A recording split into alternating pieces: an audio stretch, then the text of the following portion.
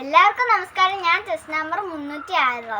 കുഞ്ഞുണ്ണി മാഷയുടെ കുറച്ച് വരികളായ വായിച്ചാൽ വിളയും വായിച്ചില്ലെങ്കിൽ വളയും എന്ന ആ ചൊല്ലിനെ ആസ്പദമാക്കി എൻ്റെ മനസ്സിലുള്ള ആ ചിന്തകളെ നിങ്ങളോട് പങ്കുവെക്കാൻ ആഗ്രഹിക്കുന്നു. വായിച്ചാൽ വളരും, വായിച്ചില്ലെങ്കിലും വളരും. വായിച്ച് വളർന്നാൽ വിളയും, വായിക്കാതെ വളർന്നാൽ വളയും. ഈ ചൊല്ല് ഞങ്ങൾ മലയാളം മിഷനിൽ പ്രത്യേകിച്ച് വായനാ ദിനങ്ങളിൽ പഠിപ്പിച്ചിട്ടുണ്ട്. ഈ ചൊല്ല് പഠിച്ചതിനെ ആസ്പദമാക്കിയിട്ടും ആണ് ഈ ടോപ്പിക്ക് വന്നത്. എനിക്ക് അതിന് ഒത്തിരി അഭിമാനമുണ്ട്. നമ്മൾ വായിക്കുമ്പോൾ നമുക്ക് അറിവ് കിട്ടും. ആ അറിവ് നമ്മൾ മറ്റുള്ളവർക്ക് പങ്കുവെക്കുന്ന ഒരു മഹാപുണ്യമാണ്. പാത്രങ്ങളും മിഠായികളും വേറെ വസ്തുക്കളും മറ്റൊരാൾക്ക് കൊടുക്കുന്നത് പോലെ അല്ല വിദ്യ നമ്മൾ മറ്റൊരാൾക്ക് കൊടുക്കുന്നത്. ആ അറിവ് നമ്മൾ മറ്റൊരാൾക്ക് കൊടുക്കുന്നത് ഒരാളുടെ ഒരു ജീവൻ തന്നെ നമ്മൾക്ക് പുതുതാക്കി ഒരു നല്ല തലമുറയെ നല്ല അറിവിലൂടെ വികസിപ്പിച്ചെടുക്കാൻ കഴിയും. നമ്മൾ പഠിക്കാൻ പറ്റാത്ത കുട്ടികളെ ആൾക്കാരെ സഹായിക്കുകയും ചെയ്യണം. അറിവിലൂടെ നമ്മൾ ആൾക്കാരെ നമ്മൾ ആദരിക്കുകയും ബഹുമാനിക്കുകയും ചെയ്ത് നമ്മൾ എല്ലാവരോടും നല്ല വർത്തമാനവും പറഞ്ഞ് എല്ലാവരെയും നല്ല വിദ്യ നൽകിക്കൊണ്ട് തന്നെ നമ്മൾ മുന്നോട്ട് പോകണം.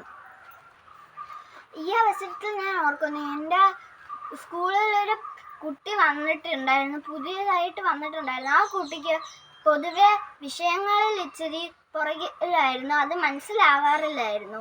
അങ്ങനെ ഇരുന്നപ്പോൾ അവൾ നടുക്ക് വെച്ചായിരുന്നു വന്നത്. ആ സമയം പരീക്ഷ അടുത്ത് വരികയായിരുന്നു. അവൾക്കൊന്നും മനസ്സിലാവാതെ അവൾ ഇരുന്ന് കരയുന്നത് കണ്ടു. അവളോട് ഞാൻ പോയി ചോദിച്ചിരുന്നു, നീ എന്തിനാ കരയുന്നത്? അപ്പോൾ അവൾ എന്നോട് പറഞ്ഞു, എനിക്ക് ഒന്നും മനസ്സിലാവുന്നില്ല, എനിക്ക് നന്നായിട്ട് പഠിക്കാനും പറ്റുന്നില്ലെന്ന്. അപ്പോൾ ഞാൻ അവൾക്ക് പഠിക്കാൻ സഹായിച്ചു. നിങ്ങൾ പറഞ്ഞാൽ വിശ്വസിക്കില്ല, പക്ഷേ അവളായിരുന്നു ആ പരീക്ഷയിൽ ആദ്യത്തെ 5 പേരിൽ ഒരാൾ. നമ്മൾ വിദ്യ മറ്റൊരാൾക്ക് പകർന്നു കൊടുക്കുമ്പോൾ നമ്മൾ അവരുടെ ജീവൻ മെച്ചപ്പെടുത്തുകയും ചെയ്യുകയാണ്. വിദ്യ എന്ന മഹാധനം നമ്മൾ മറ്റൊരാൾക്ക് കൈമാറുമ്പോൾ അവർക്ക് സന്തോഷവും ഒരു പുതിയ തലമുറയെ നമ്മൾക്ക് ഒരു നല്ല പുതിയ വിദ്യയുള്ള നല്ല പുതിയ തലമുറയെ നമുക്ക് വാർത്തെടുക്കാൻ കഴിയും. വിദ്യാധനം സർവ്വധനങ്ങളെക്കാളും ശ്രേഷ്ഠധനം എന്നാണല്ലോ ചൊല്ല്. വിദ്യ ഉണ്ടെങ്കിൽ ഒരു മനുഷ്യന് വിത്തം എന്തിന്, എല്ലാ ധനങ്ങളും ആ മനുഷ്യനെ തേടിയെത്തും. അറിവുള്ള ഒരു പൗരന് ഒരു നല്ല സമൂഹത്തിൽ നല്ല ഒരു നിലയിൽ ജീവിക്കാൻ പറ്റും. നമ്മളുടെ കൂടെ ഞാനൊരു കൊച്ചുകുട്ടിയാണ്. എൻ്റെ കൂടെ ചില കുട്ടികൾക്ക് ദുർശീലം ഉണ്ടെങ്കിൽ, മാതാപിതാക്കളെ അനുസരിക്കത്തില്ല, അങ്ങനത്തെ വല്ല ദുർശീലം ഉണ്ടെങ്കിൽ ഞാൻ അവർക്ക് പറഞ്ഞു കൊടുക്കണം, അങ്ങനല്ല, ശരിയല്ല, അത് അവരെ അനുസരിക്കണമെന്ന്. അതാണ് നമ്മൾ അറിവ് പകർന്ന് നൽകുന്നത്. അങ്ങനെ അറിവ് പകർന്ന് നൽകിയാണ് നമ്മൾ അവർക്ക് നൽകാൻ പറ്റുന്ന ഏറ്റവും വലിയ സഹായം. ദിവസം തോറും നമ്മൾ വായിക്കുമ്പോൾ നമ്മളുടെ അറിവുകൾ പുതുക്കപ്പെടുകയാണ് ചെയ്യുന്നത്.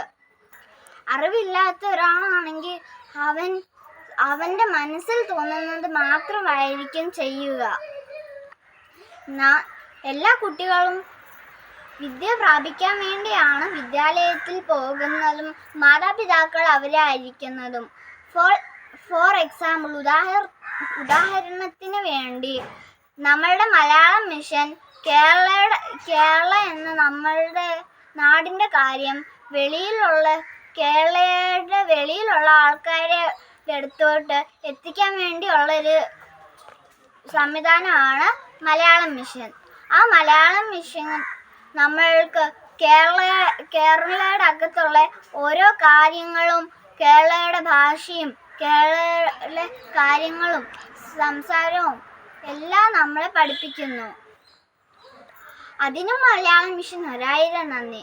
ഇതിലൂടെ എല്ലാം കേരളത്തിൻ്റെ കലകളും ഉത്സവങ്ങളും പ്രധാന ദിവസങ്ങളും എല്ലാം നമ്മൾ പരിചയപ്പെടുന്നു.